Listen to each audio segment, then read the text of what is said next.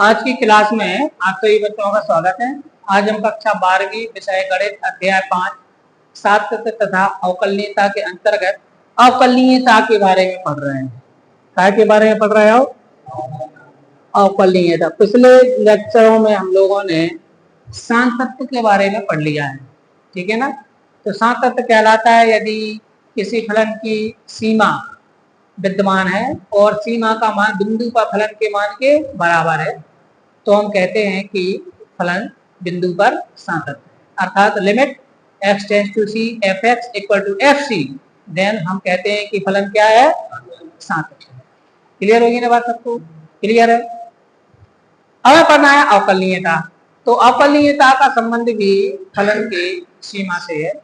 यदि किसी फलन की सीमा विद्यमान है, फलन की सीमा क्या है? विद्यमान, तो हम कहते हैं कि फलन अवकलनीय है। अगर सीमा विद्यमान है मतलब सीमा का अस्तित्व है तो अपन कहते हैं कि फलन कैसा है? अवकलनीय है। याद रहेगी ये बात। यदि किसी फलन की सीमा विद्यमान है अर्थात की सीमा का अस्तित्व है तो अपन कहते हैं कि फलन कैसा है? अवकलनीय है। और उसका जो वैल्यू निकलती है फलन की, वो सीमा की जो वैल्यू निकलती है वो अवकलन से संबंध रखती है। अब इसी संबंध में देखो अवकलनीयता के लिए आपको सूत्र लिखा हुआ है। जैसे मान लीजिए कोई फलन है f, इसके अवकलन को हम अगर f'(x), अच्छा अवकलन के बारे में आपने पहला पार्ट इसका 11वीं क्लास में पढ़ लिया है, समझ में आएगी बात। 11वीं क्लास में अपना अवकलन के बारे में पढ़ा है। वहां पर अवकलन था, अवकलन के सूत्र थे और श्रृंखला नियम नहीं था, या श्रृंखला नियम से शुरू होगा। बहुत सारे फलनों के अवकलन करना आपने 11वीं क्लास की गणित में सीख लिया है। हम पार्ट 2 पर आ रहे हैं, समझ आएगी ना बात। तो यहाँ पर देखें f'(x) एक कहलाता है f का फलन f(x) का x के सापेक्ष अवकलन f'(x) से प्रदर्शित करते हैं। मतलब जैसे हम किसी फलन y का अवकलन dy/dx लिखते हैं ना, या y को मान लो f(x) लिख दें तो हम इसके ऐसा लिखेंगे dy/dx f(x). तो किसी फलन f(x) के अवकलन को हम f'(x) से प्रदर्शित करते हैं। कैसे प्रदर्शित करते हैं? तो f'(x) का मतलब क्या हुआ? dy/dx of f(x). या जैसे मान लो y है तो इसके फलन को हम क्या लिख देंगे? y' का मतलब क्या हुआ? y का अवकलन या y का अवकल गुणांक, तो उसको क्या लिखते हैं? y'। तो इसी प्रकार से f' क्या है? f'(x) का अवकल गुणांक। तो f'(x) इक्वल टू होता है limit h tends to 0 f(x) + h minus f(x) whole upon h। इस वैल्यू को ही अपन फलन का अवकलन कहते हैं। ये अवकलन का मूल सूत्र है। अवकलन का कौन सा सूत्र है? अवकलन का मूल सूत्र आपको पुस्तक में आपकी मिल जाएगा। आप अवकलनीयता जहां पर डेफिनेशन है उसके नीचे देख लो, f'(x) इक्वल टू लिखा होगा limit h tends to 0 f(x) + h minus f(x) whole upon h। मिल गया ना? मिल गया ना? उसके ऊपर देखो क्या लिखा उसने कि limit h tends to 0 fc + h minus fc upon h। यदि इस सीमा का अस्तित्व हो तो c पर f के अवकलन को f'(c) या dy/dx f(x) द्वारा hc द्वारा प्रकट करते हैं। देखा है ना? माने अगर सीमा का अस्तित्व है तो वही क्या कहलाता है? फलन का अवकलन कहलाता है। किस सीमा का? Limit h tends to 0 f(x) + h minus f(x) whole upon h। किसी फलन, कोई फलन है f(x), फलन का हम x + h और f(x) निकाल करके घटा करके h का भाग दें और लिमिट निकालें, तो अगर इसके कोई वैल्यू आती है तो वही उसका क्या कहलाती है? अवकलन। तो अवकलन का मूल सूत्र कहलाता है। इसी को बोलते हैं प्रथम अवकल सिद्धांत का सूत्र। क्या बोलते हैं इसको अपन? प्रथम अवकल सिद्धांत का सूत्र ये कहलाता है। आप इससे सारे के सारे सूत्रों को प्रूव कर सकते हो इसके साथ आके, ठीक है ना। अब इसके बाद देखें आपको कुछ सूत्र उसने दिए हुए हैं टेबल में। अगर आप भूल चुके हो तो मैं कुछ प्रमुख सूत्र आपको फिर से यहाँ पर याद दिला दूं। कुछ प्रमुख, ये तो हमारे पास मूल सूत्र हो गया, ठीक है ना। अब कुछ प्रमुख सूत्र,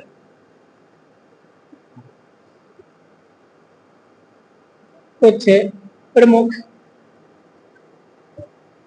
फलनों के अवकल गुणांक या अवकलन, ठीक है ना। तो नंबर 1 ये आप जानते हो dy/dx ऑफ x⁴n, पढ़ा है ना पिछले साल।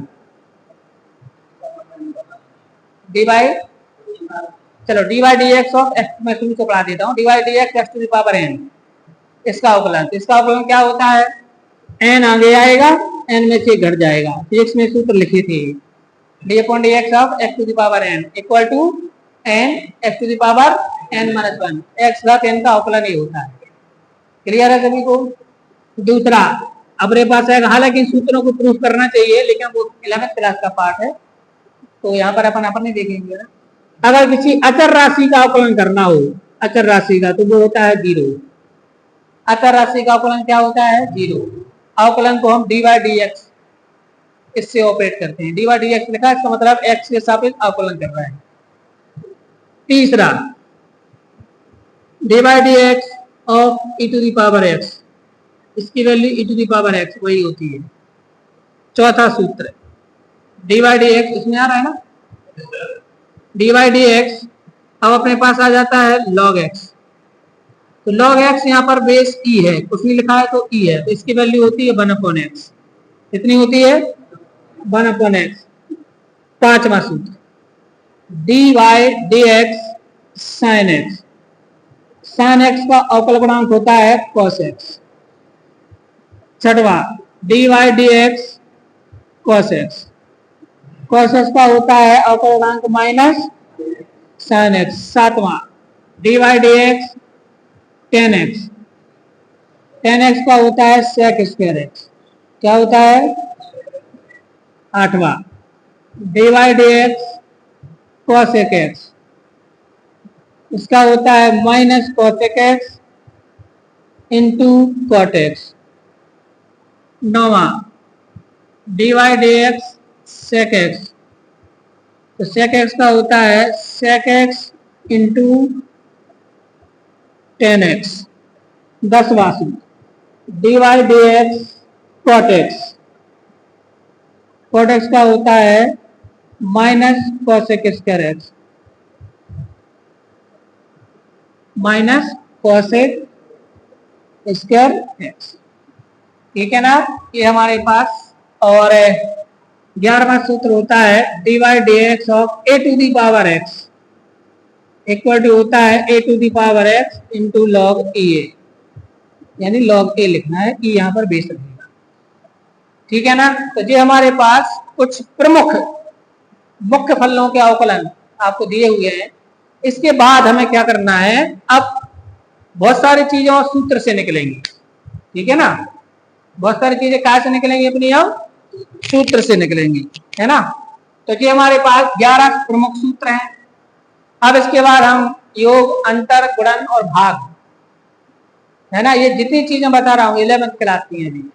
ठीक है ना, आप इन प्रमुख सूत्रों को नोट कर लो क्योंकि इसके बगैर चलेगा नहीं, फिर अपन आगे बढ़ाते हैं। आइए एक बार आपको ये रीड कर देते हैं। ठीक है, पहला है D by D X X to the power N equal to होता है N X to the power of N minus one. ये इसको आप ऐसे मानिए, एक्स घात एन का अवकलन N into X to the power of N minus one होता है। ये भी आपको परीक्षा में आया था, अभी सही और में था ना। फिर ये d by D x of c माने अचर राशि का अवकल गुणांक शून्य होता है। फिर E to the power X का अवकलन माने D by D x of E to the power x equal to the power X होता है। ये बात ध्यान रखना, यहाँ एक्स तो यहाँ भी एक्स होना चाहिए, जैसे यहाँ पर वाई हो तो यहाँ भी वाई होगा। ठीक है ना, ये चार एक से होते हैं जिनके साथ ये अवकलन होता है। फिर यहाँ पर D by D x of log x, तो यहाँ पर बेस ई है तो उसको बोलते हैं प्राकृतिक लघुगुणक, और बेस 10 हो तो उसको बोलते हैं साधारण लघुगुणक। तो आपको बेस ई पर आएगा, ये बेस कहलाता है जो है लघुगुणक का आधार। ई बेस पर लिखा है तो लॉग एक्स या नीचे को लिखना है ई, तो लॉग एक्स पर बोलेंगे, ई नहीं बोलेंगे, ई माना जाएगा। इसका अवकल गुणांक होता है 1 अपॉन एक्स। साइन एक्स का अवकलन गुणांक होता है cos x, d by D x cos x equal to minus sin x, d by D x tan x equal to sec square x, d by D x cosec x equal to minus cosec x into cot x, d by D x sec x into sec x into tan x, और d by D x cot x equal to minus cosec square x, और d by D x a to the power x equal to a to the power x into log e a. ठीक है, ई base पर ए। अब एक नियम नहीं है, याद रखने की ट्रिक बता रहा हूं। ये जो 6 त्रिकोणीय फलन है, इन 6 में से जितने सी से शुरू हो रहा है उनका अवकलन माइनस में है। याद करने का तरीका रखने का है ना, ये नियम नहीं है सर। तो देखो कॉस का माइनस में है, कोसेक का, कॉट का, एक चीज तो क्लियर हुई क्या, कि जो सी से स्टार्ट है उनका अपवर्णांक काय में आना है, माइनस में। तो आप माइनस नहीं भूलोगे अब, है ना, कि सी वाला आया कॉस, कोसेक, कॉट, तो आंसर काय में आना है, माइनस में, रख लेना, ठीक है। अब अपने पास आता है सेक का, बहुत सरल है, सेक का सेक से शुरू होगा, और सेक की काय के साथ है, टेन के साथ है, तो सेक इंटू टेन, ये भी आराम से। साइन का कॉस और कॉस का साइन होता है, तो वो हमें याद रखना है, कॉस का करोगे तो माइनस लगाओगे, किसी के स्टार्ट है। बाकी के ये कहलाते हैं हम कुछ मानक सूत्र, है ना, इनसे तो सारा अवकलन बनना ही है। ये सूत्र भी प्रूफ किए जाते हैं, लेकिन ये 11th क्लास का पार्ट है ना। अब अपन आगे बढ़ते हैं। अब मैं आपको 11th क्लास के कुछ सवाल यहाँ पर मन से 11th क्लास के लेवल के कुछ सवाल समझा रहा हूँ, ठीक है ना। उनको समझने से पहले और मैं 2 सूत्र थोड़ा सा बता दूंगा आपको, 12वीं क्लास से ही है। अब आप देखिए, आपको एक टेबल बनी है 5.3, इसके ऊपर आपको अवकलज के बीजगणित के रूप में निम्नलिखित नियमों का प्रमाणित किया जा चुका है। 3 नियम और आगे योग अंतर के लिए दिया है अवकलन। देखो, जैसे योग फल के रूप में अगर फलन है तो उनका अवकलन है ना, तो योग अंतर का अवकलन जैसे आपको आ गया dy dx, यहाँ पर लिखा है u प्लस भी या u माइनस भी, कुछ भी है। यहाँ देखो u एक अलग फलन है और v एक अलग फलन है, तो इनका अवकलन करना है तो आप अलग अलग कर देना, माने d/dx of u plus d/dx of v, दोनों के साथ अलग अलग हो जाएगा। इसका मतलब ये नहीं समझना कि dy dx के अंदर गुणा कर दिया, गुणा नहीं किया है, ये अवकलन हो रहा है, मतलब दोनों का अवकलन होगा, ठीक है ना, अलग अलग। प्लस होगा तो प्लस में, माइनस होगा तो गुणा में, भाग में नहीं, केवल काय के लिए है। इसी को आप ऐसा लिख सकते हो, या d/dx u को लिख सकते हो u डैश, और d/dx v को क्या लिख सकते हो, तो पुस्तक में ये लिखा है ना। ये अब इसी में अब आपको अगर गुणा का है, जैसे dy dx u into v है, इनका करना है अवकलन, गुणा के रूप में है ये, ठीक है ना, काय के रूप में है। तो आपको क्या करना है, पहले v छोड़ करके d/dx u कर देना है, तो प्लस लगा के u छोड़ करके d/dx v कर देना है, ऐसा करना है। माने पहले v इंटू u का अवकलन प्लस u इंटू, माने पहले हमने देखो v को छोड़ दिया, u का अवकलन कर दिया, तो प्लस लगा कर u को छोड़ दिया और v का अवकलन कर दिया। गुणा में ऐसा नहीं करना है कि दोनों में अंदर जोड़ दो, गुणा में होगा, ठीक है। अब इसी चीज को हम ऐसा लिख सकते हैं, देखो ऐसा v into you dash plus u into, तो इसको आप ध्यान से देखो, इसमें नाम लिखा है किसी मैथमेटिशियन का, लेबनीज नियम लिखा है ना, इसको हम लेबनीज नियम भी बोलते हैं, लेबनीज नियम। ये लेबनीज नियम या गुणन नियम कहलाता है, इसी को गुणन नियम भी बोलते हैं, इसी को क्या बोलते हैं, लेबनीज नियम। तो योगांतर नियम हो गया, और ये तो लेबनीज नाम याद रखना है, समझ आई ना बात, कौन सा नाम याद रखना है साथ में। अब अपने पास आता है तीसरा dy dx u/v, अगर ये बटे में हो, माने भाग के रूप में हो, तो कैसे करना है, तो आपको पहले a कहलाता है अंश, और ये क्या कहलाएगा, पहले हर को छोड़ देना है v, और dy dx कर देना है अंश, और फिर लगाना है माइनस। यहाँ पर क्या लगाया था, यहाँ पर क्या लगेगा, माइनस। अब u को छोड़ देना है और d/dx क्या कर देना है, और फिर पूरे के बटे में कर देना है v का वर्ग, क्या कर देना है, या इसी को आप ऐसा लिख सकते हो, देखो v into you dash minus u into v dash बटे v का ऐसा, ये लिख, समझ आ गई ना बात।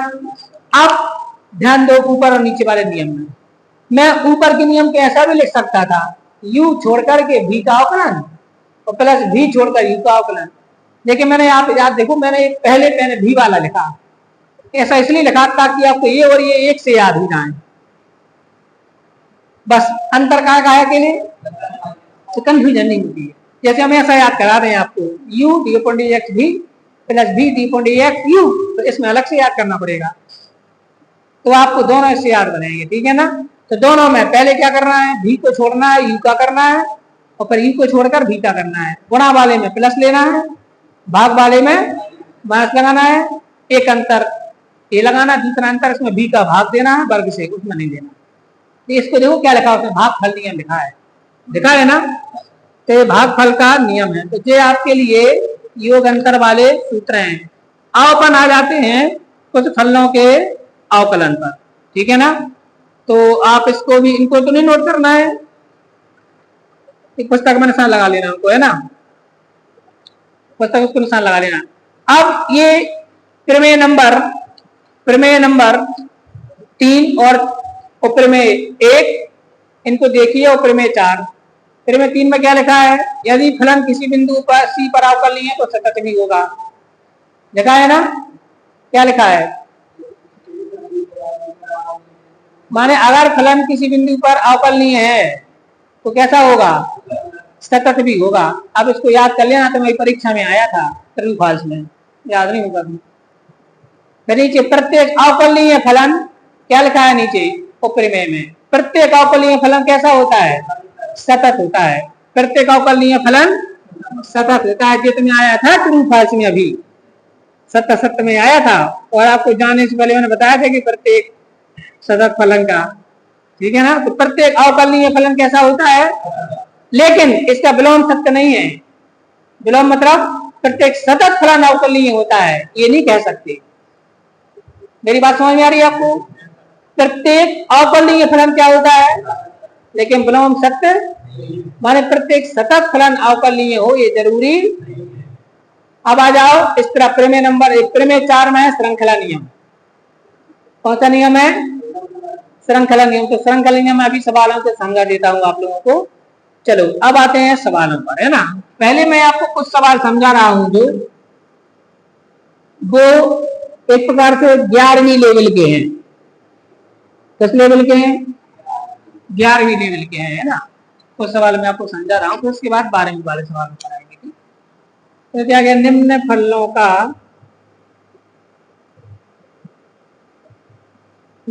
फलों का अवकलन कीजिए।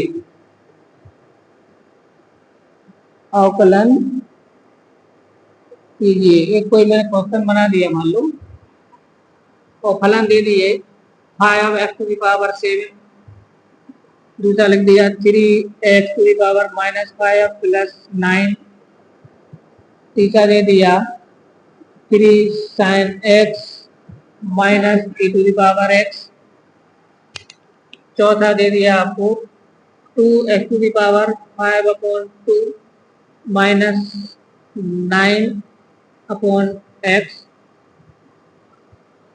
6 नंबर पर दे दिया मैंने आपको सवाल 3x² × sin x, और 7 नंबर पर दे दिया मैंने आपको सवाल e⁻x/sin x। और इनका हमें क्या करना है, अवकलन करना है। तो ये गुणा का सवाल है, वो भाग का सवाल है, ये सारे योग अंतर घातांक के सवाल है। तो सब क्लियर हो जाएंगे लगभग, ठीक है ना। तो 11वीं क्लास में जो सीखते हैं लगभग इतने ही प्रकार के सवालों को सीखते हैं। तो आइए इसको सॉल्व करते हैं, ठीक है। तो इससे अगर जिसने 11वीं में पढ़ा होगा तो उसका थोड़ा रिवीजन हो जाएगा, और जिसने नहीं पढ़ा तो थोड़ा सा जान जाएंगे, ठीक। तो पहला सवाल है, तो इसका अवकलन करना है। तो अवकलन जब भी करना हो, जैसे मैं कहूँ जोड़िए, तो जोड़ने के लिए प्लस लगा दोगे। मैं कहूँ गुणा कीजिए तो गुणा का चिन्ह लगा दोगे। मैंने कहा भाग कीजिए, ऐसे मैं बोलूं कि अवकलन कीजिए तो आपको ये लगा देना है dy/dx। इसको बोलते हैं अवकल संकारक या डिफरेंशिएशन ऑपरेटर, ठीक है ना। अवकलन कीजिए मतलब ये लगा देना है। किसका अवकलन करना है वो यहाँ लिख दो। किसका करना है, 5x⁻7 का करना है। क्लियर हो गया ना। अब आपको इसमें लगेगा कौन सा, पहला वाला सूत्र। पहले वाले सूत्र में क्या है हमारे पास, तो मैं यहाँ पर सूत्र लिख देता हूँ। पहला सूत्र है dy/dx x⁻n इक्वल टू होता है n × x⁻n-1, ये होता है ना। तो n x⁻n-1। अब यहाँ पर 5 से नहीं बोलना है, 5 ऐसे लिखा रहेगा। अब इसमें लग जाएगा ये नियम। तो n है, यहाँ n का मान कितना है, तो यहाँ पर 7 को बाहर कर दो और यहाँ पर x के ऊपर 7 में से कितना घटा दो, हो गया। तो यहाँ पर गुणा कर दो, 7 पंचे 35 x घात 6, ये हमारा आंसर आ गया। समझ आ गया सभी को, क्लियर है। अब इसी प्रकार से हम दूसरा सवाल देखते हैं। दूसरा, इसका क्या करना है, अवकलन। तो अवकलन करने के लिए सबसे पहले क्या लगाना है, तो यहाँ पर लिख देंगे dy dx किसका, 3x⁻⁵ प्लस 9 का। ध्यान देना आप लोग, ध्यान देना है ना। अब आपको अभी मैंने नियम लिखाया पहला वाला, तो उसमें देखो अलग अलग हो जाता है, होता है ना अलग अलग, अलग अलग कर दो। तो dy dx 3x⁻⁵ का अलग करेंगे और dy dx 9 का अलग कर देंगे, ठीक है ना। अब यहाँ पर पहला वाला नियम लगेगा, ये वाला नियम। तो ये 3 को बाहर कर दो। अब ये ऋण 5 की घात है ना, तो n बाहर आता है, तो n की जगह पे क्या है, तो ऋण 5 गुणा में आ जाएगा और x के ऊपर ऋण 5 में से 1 घट जाएगा। समझ आ रही बात। और यहाँ पर लगेगा दूसरा वाला नियम, ये अचर माना जाएगा, इसके साथ x नहीं है, हाँ तो 0 हो जाएगा। जिसके साथ x नहीं उसको क्या बोलेंगे, अचर। तो अचर राशि का अवकलन 0 होता है, दूसरा नियम लिखा था। अब आप यहाँ पर गुणा कर लो, 5 3 15 x घात -6, जी हमारा आंसर आ गया। समझ आया सभी को बात कि नहीं। अब आ जाते हैं अपन कौन से सवाल पर, तीसरे पर, ठीक है ना। तो तीसरे सवाल के लिए और आगे बढ़ा लेते हैं। यहाँ पर आ जाते हैं तीसरा सवाल। तो तीसरे सवाल में क्या लिखा है आप लोगों के लिए, तीसरे में लिखा है dy dx किसका करना है, 3 sin x माइनस e⁻x। तो इसमें क्या है, माइनस है, तो अलग अलग कर दो। तो कैसा करेंगे, dy dx 3 sin x minus dy dx e⁻x। अब इसका क्या होगा, sin x वाला सूत्र लगा दो। 3 तो गुणा में है, तो 3 को तो बाहर कर देंगे। अब बताओ sin x का क्या होता है, cos x, और e⁻x का यही होता है। बस आंसर आ गया 3 cos x minus e⁻x, answer हो गया। समझ आ रही ना बात। ये हमारे पास कुछ छोटे छोटे सवाल आपको नोट तो नहीं करना है। अब आ जाते हैं अपन किस पर, हाँ अब आ जाते हैं अपन इसके चौथे सवाल पर, ठीक है। चौथे वाले पर देखो, चौथे में लिखा, चौथा बनाया नहीं हमने, 5वां लिख दिया सीधा, है ना। ये चौथा, ये 5वां, और ये तो चौथे में dy dx 2x⁵ minus 9y(x) bracket बंद, इसका करना है, ठीक है ना। तो हम क्या करेंगे, माइनस है, अलग अलग कर दो। तो पहले क्या आ जाएगा, dy dx 2x⁻, फिर यहाँ पर माइनस dy dx 9, इसके ऐसा लिख दो x⁻⁻1। बात तो एक ही है, जैसे बटे में लिखा था, ऊपर ले आए तो -1 की घात हो गई। अब ये सीधा सीधा हो गया। अब ये क्या होगा, x घात n का पहला हमारा सूत्र लगेगा। तो n की वैल्यू कितनी है, यहाँ 5/2 को बाहर कर देंगे और x के ऊपर 5/2 में से 1 घट जाएगा। ऐसे यहाँ पर होगा माइनस, यहाँ पर 9 तो पहले ही से है, गणित यहाँ -1 को आगे ले आएंगे और -1 में से एक और -1 कर देंगे, ऐसे कर देना अवकलन में। अब आ जाएगा 2 से 2 कैंसिल, तो 5x⁻, 2 लघुत्तम ले लो, तो 2 एकम 2, 5 में से 2 गए, 3/2 बचेगा ही, और माइनस गुणित माइनस 9 एकम 9, x घात -2 हो जाएगा। अब आप चाहो तो इसको बटे में लिख दो, तो आंसर क्या आएगा, 5x⁻³ प्लस 9/x²। क्लियर होगी बात। तो जी हमारे पास कौन सा हो गया, चौथा। समझ आ रहा है। अब आप देखते हैं 5वें सवाल को। तो 5वें सवाल में देखो आएगा dy dx 3x² into tan x ये करेंगे, ठीक है ना। इसमें लगेगा लेबनीज नियम। कौन सा नियम? यानी गुणा का नियम। तो यहां लिख लेते हैं नियम। देखो dy dx u इंटू भी बराबर, पहले लिखते हैं v D upon D x you plus U D upon D x भी, ऐसे ही है ना। ये नियम लगा दूं तो यहां पर u मतलब 3x पर u मतलब और v मतलब sin x, तो क्या आ जाएगा? पहले लिखना है v मतलब पहले लिख दो sin x और d by D x 3x²। फिर क्या लगाना है?